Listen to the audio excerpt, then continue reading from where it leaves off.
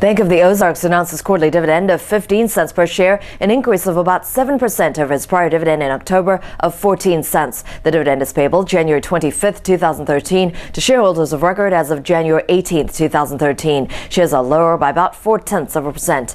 In other dividend news, PNC Financial Services Group maintained its quarterly dividend of 40 cents per share. Tanger Factory Outlet Centers maintains quarterly dividend of 21 cents per share.